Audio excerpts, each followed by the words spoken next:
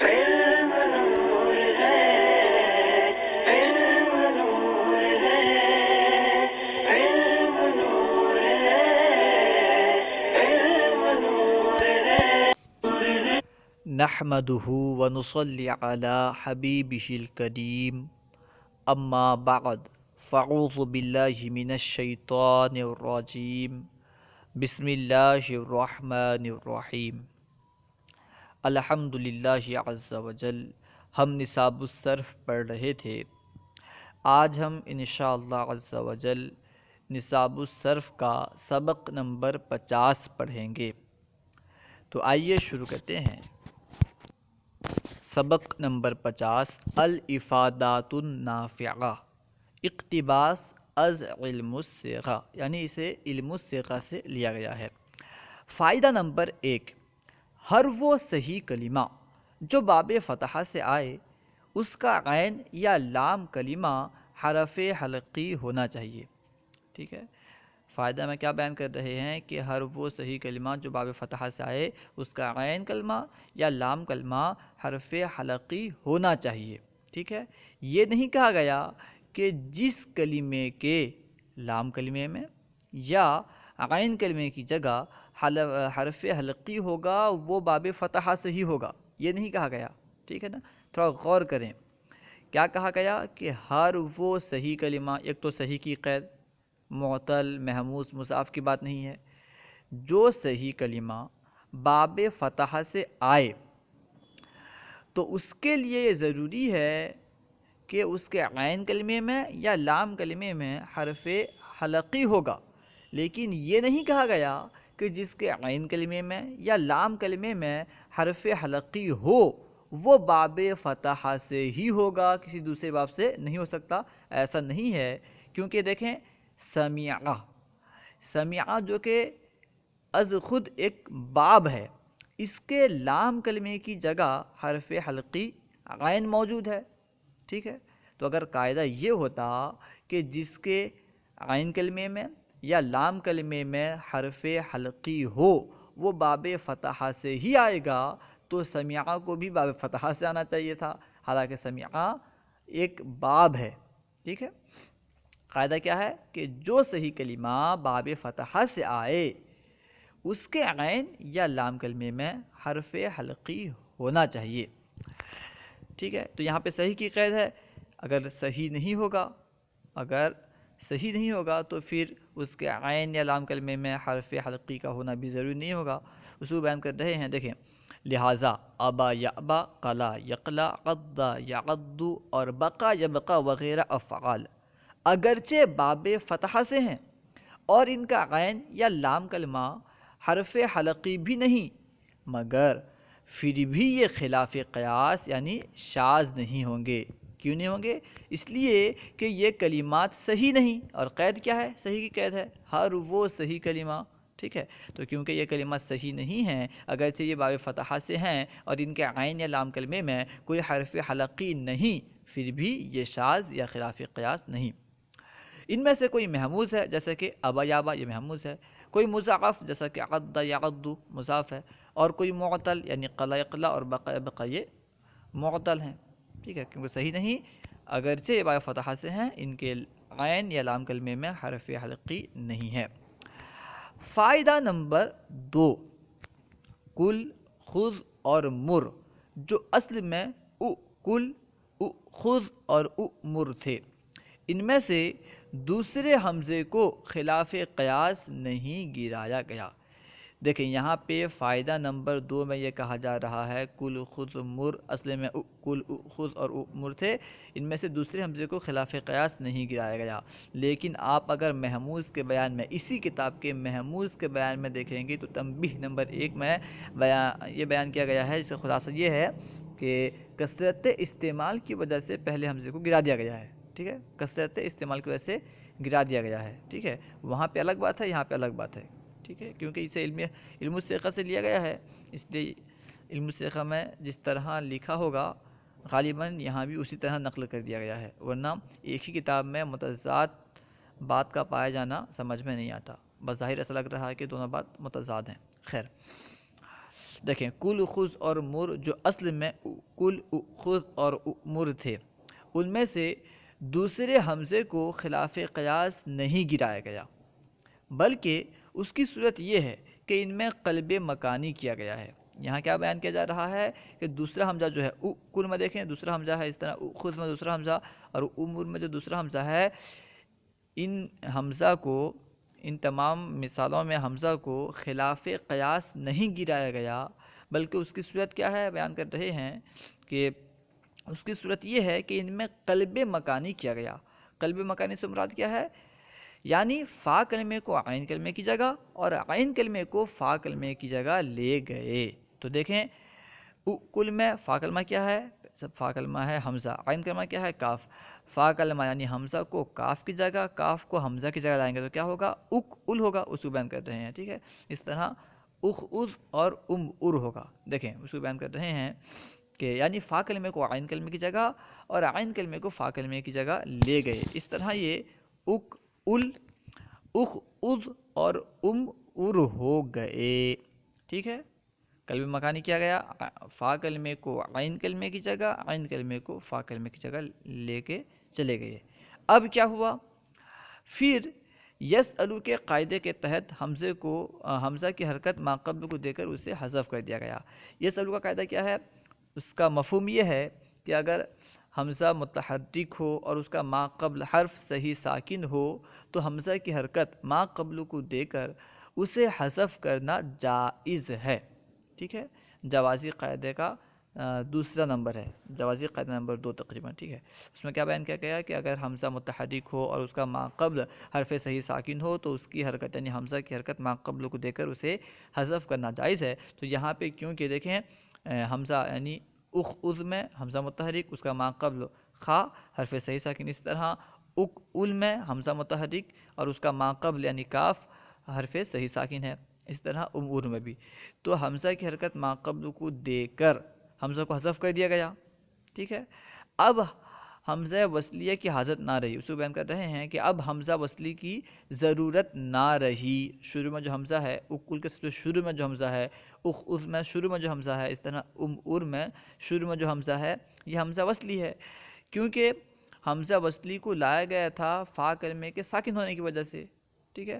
کیونکہ ابتدا بھی سکون محال ہے، ساکن سے ابتدا نہیں ہو سکتا، اس لیے حمزہ وصلیہ کو لا کر کے اس سے ابتدا کیا گیا تھا، کیونکہ اب جس سے شروع کیا جا رہا ہے وہ ساکن نہیں ہے بلکہ متحرک ہو گیا ہے، اس لیے اب یہاں ابتدا بھی سکون لازم نہیں آتا، تو حمزہ وصلیہ کی حاجت نہیں ہے، اس لیے حمزہ وصلیہ کو بھی گرا دیں گے۔ اس کو بیان کر رہے ہیں کہ اب حمزہ وصلیہ کی ضرورت نہ رہی، اسے بھی گرا دیا تو کل خذ اور مر ہو گئے، ٹھیک ہے؟ آسان سی بات ہے، اگر سمجھ میں نہ آئے تو سوال کر سکتے ہیں۔ خیر، فائدہ مہمہ، لغت عرب میں قلب مکانی بکثرت واقع ہوا ہے، ٹھیک ہے؟ یعنی ایک کلمے کو دوسرے کلمے کی جگہ لے جانا، یہ کثرت کے ساتھ لغت عرب میں پایا جاتا ہے۔ فا کلمے کو عین کلمے کی جگہ، عین کلمے کو فا کلمے کی جگہ لے جاتے ہیں۔ مثال دے کر کے وضاحت کر رہے ہیں، جیسے دارون کی جمع ادورن، یہاں پہ ادورن جو لکھا ہے حمزہ کے ساتھ یہ غلط ہے، ٹھیک ہے؟ حمزہ کے ساتھ نہیں بلکہ دارون کی جمع واو کے ساتھ ادورن ہے، ادورن ادورن نہیں، ٹھیک ہے؟ حمزہ کے ساتھ ادورن نہیں ہے بلکہ ادورن واو کے ساتھ ہے، دال کے بعد واو ہے، حمزہ نہیں ہے، ٹھیک ہے؟ جیسے دارون کی جمع ادورن کو آدورن پڑھتے ہیں، یہ دراصل ادورن ہے، یہاں پہ بھی واو ہے، یعنی دال کے بعد واو ہے، حمزہ نہیں، ادورن ہے، ٹھیک ہے نا؟ صحیح ہوگا ادورن، یہ کتابت کی غلطی ہے، اس کو حمزہ کر دیا گیا ہے، واو کے بعد جو حمزہ لکھا ہے وہ غلطی سے لکھ دیا گیا ہے۔ آدون پڑھتے ہیں، یہ دراصل ادورن ہے، باقاعدہ وجوہن، واو کو حمزہ سے بدلا تو ادورن ہو گیا، ٹھیک ہے؟ وجوہن کا قاعدہ کیا ہے؟ باقاعدہ وجوہن، باقاعدہ وجوہن، واو کو حمزہ سے بدلا، واو کو حمزہ سے بدلا تو ادورن ہو گیا۔ اس قاعدے کا خلاصہ یہ ہے، تقریباً قاعدہ نمبر 12 ہے، ٹھیک ہے؟ اس کا خلاصہ یہ ہے کہ اگر مضارع کے علاوہ عین کلمے میں حمزہ مضموم غیر مشدد ہو، اگر مضارع کے علاوہ عین کلمے میں حمزہ مضموم غیر مشدد ہو اور اس کا ضمہ لازم ہو، واو مشدد، حمزہ مشدد نہیں، اگر مضارع کے علاوہ عین کلمے میں، قاعدہ کا مفہوم عرض کر رہا ہوں کہ اگر مضارع کے علاوہ عین کلمے میں واو مضموم غیر مشدد واقع ہو اور اس کا ضمہ لازم ہو تو اس واو کو حمزہ سے بدل دیتے ہیں۔ تو یہاں پہ دیکھیں واو دال کے بعد واقع ہے اور اس کا ضمہ بھی لازم ہے، اور یہ واو مشدد نہیں ہے، مزاحمہ بھی نہیں ہے، ٹھیک ہے، اس لیے اس واو کو حمزہ سے بدل دیں گے تو اب یہ اد ارون ہو جائے گا۔ پہلے تو تھا اد ورون، واو کے ساتھ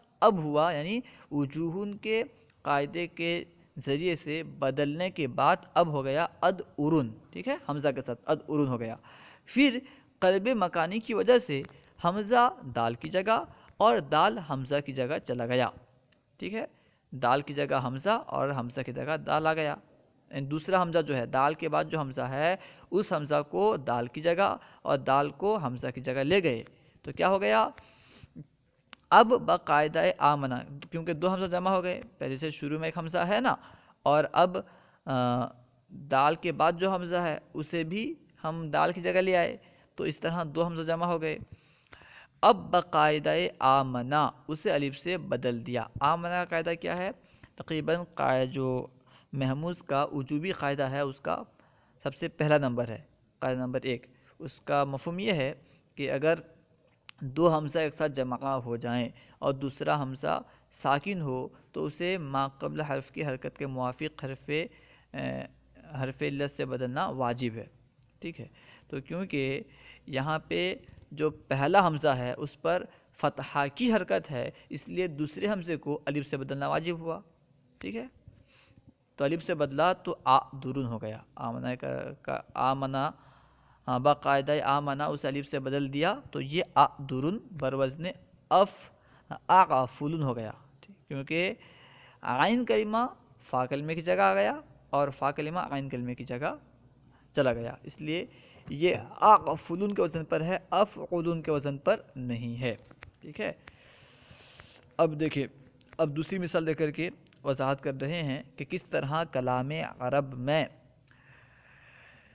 قلب مکانی واقع ہوتا ہے، اس کی دوسری مثال۔ اسی طرح قوسن کی جمع قسیجن جو اصل میں قؤسن ہے، قوسن کی جمع قسیجن استعمال ہوتا ہے، اب وہ اصل میں کیا ہے بیان کر رہے ہیں کہ وہ اصل میں قؤسن ہے، سین کو واو کی جگہ اور واو کو سین کی جگہ لے گئے، یعنی سین کو واو کی جگہ لے آئے اور واو کو سین کی جگہ لے گئے تو کیا ہو گیا، قصوفن ہو گیا، واو کو سین کی جگہ سین کو واو کی جگہ لے گئے تو قصوفن ہو گیا۔ پھر قاعدہ نمبر 15 کے تحت دلیجن کی طرح قسیجن ہو گیا، قاعدہ نمبر 15 نہیں، تقریباً قاعدہ نمبر 12 ہے، اس میں جو قاعدہ نمبر 15 لکھا ہے یہ کتابت کی غلطی سمجھ میں آتی ہے، خیر، قاعدہ نمبر 12 اس کا مفہوم یہ ہے کہ اگر فعولن کے آخر میں دو واو جمع ہو جائیں، اگر فعولن کے آخر میں دو واو جمع ہو جائیں تو دونوں کو یا سے بدل کر یا کا یا میں ادغام کر دیتے ہیں اور ما قبل ضمہ کو کسرہ سے بدل دیتے ہیں، ٹھیک ہے، اس کا مفہوم یہ ہے۔ تو یہاں پہ دیکھیں قصوفن ہو گیا قلب مکانی کے بعد، کیونکہ اصل میں تھا قؤسن، سین کو واو کی جگہ، واو کو سین کی جگہ لے گئے تو قصوفن ہو گیا، ٹھیک ہے، یعنی آخر میں فعولن کا وزن ہو گیا قصوفن فعولن، فعولن کے وزن کے آخر میں دو واو جمع ہو گئے تو دونوں کو یا سے بدل دیا گیا، یا سے بدلنے کے بعد یا کا یا میں ادغام کر دیا گیا، پھر سین کے ضمہ کو کسرہ سے بدل دیا گیا تو کیا ہو گیا قصیجن، اور اس میں یہ بھی ایک لغت ہے کہ فا کلمے کو یعنی قاف کو کسرہ دے کر پڑھنا بھی درست ہے، تو قسیجن پڑھنا بھی درست ہوا، قسیجن اور قصیجن دونوں پڑھ سکتے ہیں، اس کو بیان کر رہے ہیں۔ پھر قاعدہ نمبر 15 کے تحت دلیجن کی طرح قسیجن ہو گیا۔ اب اور ایک مثال دے کر کے بیان کر رہے ہیں کہ کس طرح کلام عرب میں قلب مکانی ہوتا ہے۔ اسی طرح شیئن کی جمع اشیاء ہے، اشیاء جو اصل میں شیئاء ہے، اصل میں تو وہ ہے شیئاء، لیکن قلب مکانی کے بعد اشیاء ہوا ہے، تو اصل اگر شیئاء ہے تو اشیاء کیسے ہوا اسے بیان کر رہے ہیں۔ جو اصل میں شیء ہے، لام کلمے کو فا کلمے کی جگہ، فا کو عین کلمے کی جگہ اور عین کو لام کلمے کی جگہ لے گئے، ٹھیک ہے۔ لام کلمہ کیا ہے؟ حمزہ، حمزہ کو فا کلمے کی جگہ لے آئے، اور فا کلمہ یعنی شین کو عین کلمے کی جگہ لے گئے، اور عین کلمہ، ٹھیک ہے، یعنی یا کو لام کلمے کی جگہ لے گئے۔ اس طرح یہ کیا ہو گیا؟ لے گئے تو اشیاء بن گیا۔ لام کلمے کو فا کلمے کی جگہ، فا کلمے کو عین کلمے کی جگہ، عین کلمے کو لام کلمے کی جگہ لے گئے تو اشیاء بن گیا۔ لہٰذا یہ فعلاء کے وزن پر ہے، نہ کہ افعالن کے وزن پر۔ یہ افعالن کے وزن پر نہیں ہے۔ شروع میں جو حمزہ ہے یہ وہ حمزہ زائدہ نہیں ہے، شروع میں جو حمزہ ہے وہ حمزہ زائدہ نہیں ہے بلکہ حمزہ اصلیہ ہے، ٹھیک ہے۔ یہ فعلاء کے وزن پر ہے، افعالن کے وزن پر نہیں۔ اور اسی لیے یہ غیر منصرف بھی ہے، کیونکہ یہ فعلاء کے وزن پر ہے، اسی لیے یہ غیر منصرف ہے۔ اگر افعالن کے وزن پر ہوتا تو غیر منصرف نہیں ہوتا، کہ اس کے آخر میں الف ممدودہ ہے، اور الف ممدودہ دو سبب کے قائم مقام ہوتا ہے، ٹھیک ہے۔ اب قلب مکانی کی پہچان کیا ہے؟ ہم کس طرح جانیں گے کہ اس کلمے میں قلب مکانی ہوا ہے؟ بیان کر رہے ہیں۔ قلب مکانی کی پہچان، صرفیین فرماتے ہیں کہ کسی کلمے میں قلب مکانی کا علم اس جیسے دوسرے اشتقاقی کلمات سے حاصل ہوتا ہے، ٹھیک ہے نا۔ اس جیسے دوسرے اشتقاقی کلمات کو دیکھتے ہیں تو قلب مکانی کا علم ہوتا ہے۔ مثلا آدرن میں عین کلمے کو فا کلمے کی جگہ لے گئے، یہ بات دارن جو کہ واحد ہے اور ادورن جو کہ جمع ہے، دیکھیں یہاں پہ ادورن واو کے ساتھ لکھا ہے، شروع میں جو اوپر حمزہ کے ساتھ لکھا تھا وہ غلط تھا، ٹھیک ہے۔ دارن واحد، ادورن جو کہ جمع ہے، اور دویرتن جو کہ دارن کی تصغیر ہے، اس سے معلوم ہوا، ٹھیک ہے۔ ادورن میں عین کلمے کو فا کلمے کی جگہ لے گئے، کس سے معلوم ہوا؟ واحد، جمع اور تصغیر سے، دارن، ادورن اور دویرتن سے، کیونکہ یہاں پہ واو ہے تو معلوم ہوا کہ عین کلمے کو فا کلمے کی جگہ لے گئے، یعنی واو کو فا کلمے کی جگہ لے جا کر واو کو پہلے حمزہ سے بدلا، پھر حمزہ کو فا کلمے کی جگہ لے گئے تو اس طرح آدرن ہو گیا۔ اسی طرح قصیٌ میں قلب مکانی کا علم قوس تقوس سے حاصل ہوا، کہ قصیٌ اصل میں قوسن ہے، ٹھیک ہے، کیونکہ قوسن میں واو ہے، اس طرح تقوس میں بھی واو ہے، تو معلوم ہوا کہ قصیٌ میں بھی قلب مکانی ہوا ہے جو کہ اصل میں قوسن ہے۔ یوں ہی اس بات سے بھی قلب مکانی کا پتہ چلتا ہے کہ اگر قلب مکانی کو تسلیم نہ کیا جائے، اگر قلب مکانی کو نہ مانا جائے تو اسباب منع صرف کے بغیر اسم کا غیر منصرف ہونا لازم آتا ہے۔ جیسے اشیاء کی مثال گزری، دیکھیں اشیاء یہ غیر منصرف ہے، اگر آپ اشیاء میں قلب مکانی تسلیم نہ کریں، اگر آپ اشیاء میں قلب مکانی کو نہ مانیں تو لازم آئے گا کہ اشیاء بغیر کسی سبب کے غیر منصرف ہو، کیونکہ اشیاء کلام عرب میں غیر منصرف استعمال ہوتا ہے، لفظ اشیاء جو ہے یہ غیر منصرف استعمال ہوتا ہے۔ اگر آپ اس میں قلب مکانی نہیں مانیں گے تو گویا کہ یہ افعالن کے وزن پر ہے، جب افعالن کے وزن پر ہے تو اسے منصرف ہونا چاہیے، بغیر سبب کے غیر منصرف کیوں؟ تو مجبوراً آپ کو ماننا ہوگا کہ یہاں پہ قلب مکانی ہے، ٹھیک ہے۔ اور قلب مکانی کی پہچان کا ایک طریقہ یہ بھی ہے کہ اگر قلب مکانی کا اعتبار نہ کریں تو شذوذ لازم آئے، جیسے کل، خذ اور مر، ٹھیک ہے۔ اگر یہاں پہ قلب مکانی نہ مانیں تو شاذ ان تینوں کا شاذ ہونا لازم آئے گا، جیسا کہ اس سے پہلے بیان کیا گیا، یعنی یہ کہا جائے گا کہ اس سے جو حمزہ ہے، حمزہ کو گرایا گیا ہے وہ خلاف قیاس گرایا گیا ہے، اگر قلب مکانی کو نہ مانے۔ اگر قلب مکانی کو مان لیں تو پھر خلاف قیاس نہیں بلکہ قاعدے کے مطابق گرایا گیا ہے۔ خیر، فائدہ نمبر 3، جو نون فعل ناقص کے آخر میں واقع ہو اسے حرف جازم کے داخل ہونے پر حذف کرنا جائز ہے۔ کچھ فعل ناقص کے آخر میں نون ہوتا ہے تو بیان کر رہے ہیں کہ جو نون فعل ناقص کے آخر میں واقع ہو، ٹھیک ہے، جو نون فعل ناقص کے آخر میں ہو اسے حرف جازم کے داخل ہونے پر، حرف جازم یعنی لم وغیرہ جو ہیں ان کے داخل ہونے کی وجہ سے، ان کے داخل ہونے پر حذف کرنا جائز ہے، حذف کر بھی سکتے ہیں، باقی رکھ بھی سکتے ہیں. جیسے ولم اکو، اصل میں کیا تھا؟ ولم اکن تھا، تو آخر سے نون کو گرا دیا گیا. کیوں؟ حرف جازم لم کے داخل ہونے کی وجہ سے. ولم اکو بغین، لہٰذا یہ خلاف قیاس شاذ نہیں. لم اکو میں اکو، یہ خلاف قیاس شاذ نہیں بلکہ قاعدہ کے موافق ہے. قاعدہ نمبر 4، باب افتعال کا فا کلمہ اگر یا ہو تو اسے تا سے بدلنا واجب ہوتا ہے. ٹھیک ہے، مگر اس کے لیے یہ شرط ہے کہ وہ حمزہ سے بدل کر نہ آئی ہو. باب افتعال کا فا کلمہ اگر یا ہو تو اسے تا سے بدل دیں گے، لیکن کب بدلیں گے؟ جبکہ وہ یا حمزہ سے بدل کر نہ آئی ہو. اگر باب افتعال کا فا کلمہ یا ہو اور وہ یا حمزہ سے بدل کر آئی ہو تو اسے تا سے نہیں بدلیں گے. ٹھیک ہے، یہ قاعدہ ہے.